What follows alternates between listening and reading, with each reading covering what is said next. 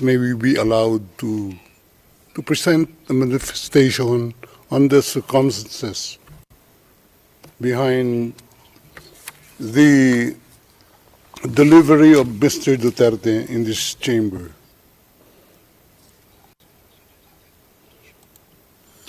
Oui, Maître, je dois d'abord demander. Yes, Counsel.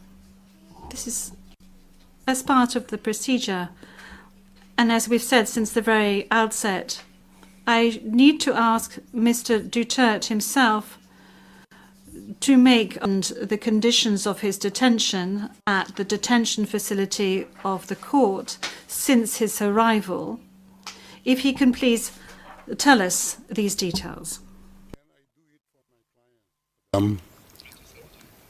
Thank you. Can I? Oui, Maître. Oui. The presiding judge. Yes, Counsel. Please. 2 days ago, the whole world has witnessed the degrading fashion in which a former president of a sovereign country was bundled into a private aircraft and summarily transported to The Hague. To us lawyers, this would be called an extrajudicial rendition. To the less legally inclined, it was a pure and simple kidnapping.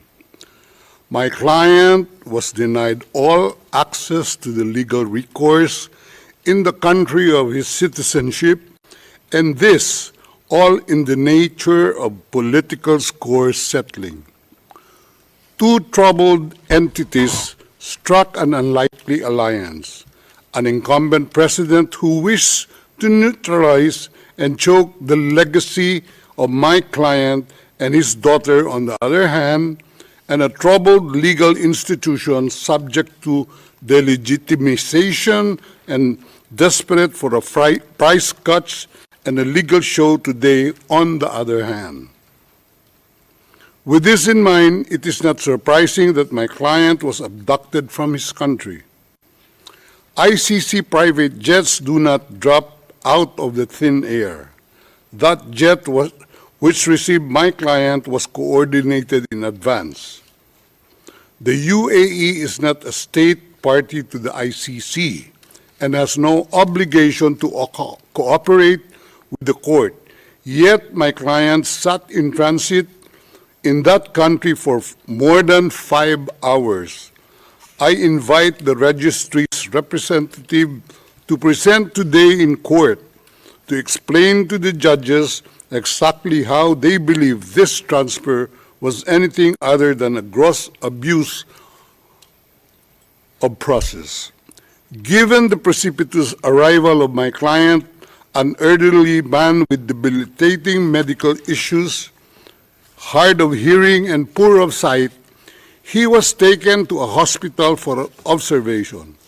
Only this morning have I met him for the first time with less than an hour to discuss legal issues. I have not been able to present him with a hard copy of the arrest warrant because we were not supplied with such. I have not even been able to explain to him what the prosecution requested when seeking the issuance of the arrest warrant. This is because the chamber only established a redacted version of the prosecution request last night. Other than to identify himself, my client is not able to contribute anything to this hearing. Most importantly, he is not able even to tell you that he has been informed of the charges as contained in the arrest warrant for a reason more pertinent to which I alluded in my written request to this honorable pretrial chamber this morning, and which is confidential in nature. Accordingly, I repeat my respectful request, which was rejected this morning, to postpone the substantive aspect of this hearing to the next week, when I will have the opportunity to sit with my client and to explain to him what a confirmation hearing is and what the disclosure is and how the prosecution alleges that he committed crimes. I thank the court for its attention and regret to say that I do not have instructions to continue my submission any further today. Thank you.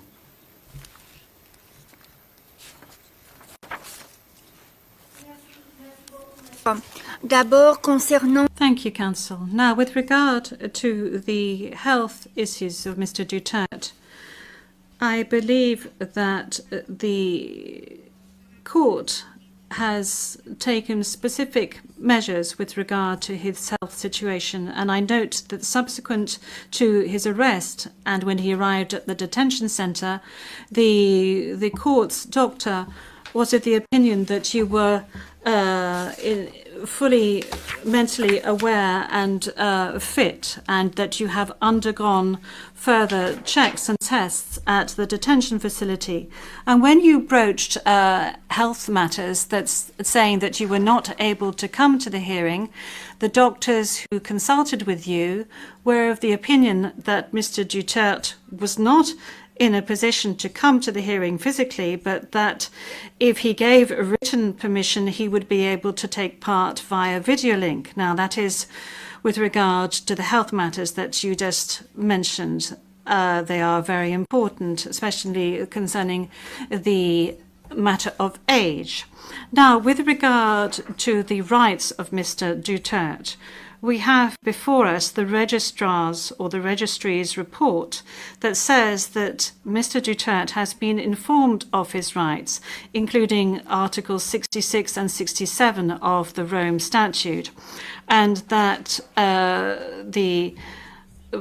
that he is aware of his rights and that he is also aware of the charges against him. We have before us the report of the registry saying that he was also aware of the warrant of arrest in the English language and that he is very well versed in the English language. Once again, you have the possibility of these charges being read in English, which was the case today. I have read to you in the French language the rights that he has, Mr. Duterte, before this court, and I'd like to specify once again that this is an initial hearing. In order for Mr. Duterte to be aware of his rights and the charges against him, and then there will be a full procedure that will unfurl leading up to the confirmation of charges that will enable Mr. Duterte to raise all the matters that you have just raised with regard to the warrant of arrest, with regard to the crimes committed, with regards to the charges and any other matters associated with his arrest, and the matters of jurisdiction of the court. You have the opportunity to do this throughout these proceedings leading up to the actual confirmation of charges hearing. Now, Counsel, with regard to your request for another hearing to be held next week, well, your initial request, that was, this was not accepted by the court. Now, you have seen the two decisions of the court that have been disclosed to you, and you are aware of the fact that these two decisions were refused. And this is by dint of the fact that this first initial appearance hearing does not need much preparation, as I have said to you on a number of occasions. I am now going to move on to the third stage, which is to set the date for the confirmation of charges hearing.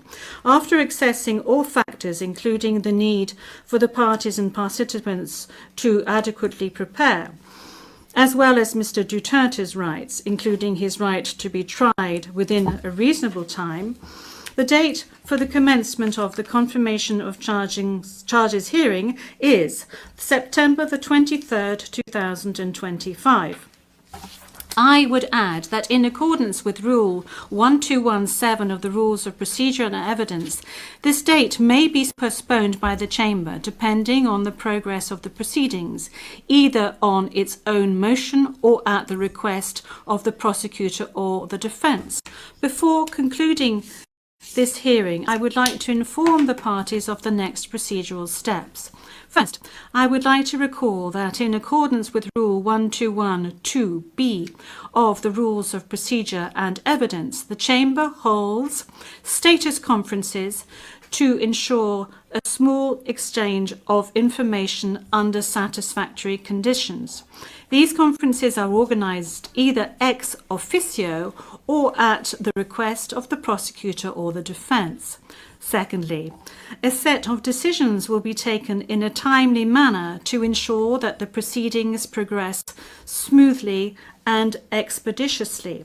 More specifically, I am referring in particular to a decision on the arrangements and procedure for the disclosure of evidence, and a decision setting a timetable for the disclosure of evidence in such a way as to ensure orderly and efficient disclosure between the parties.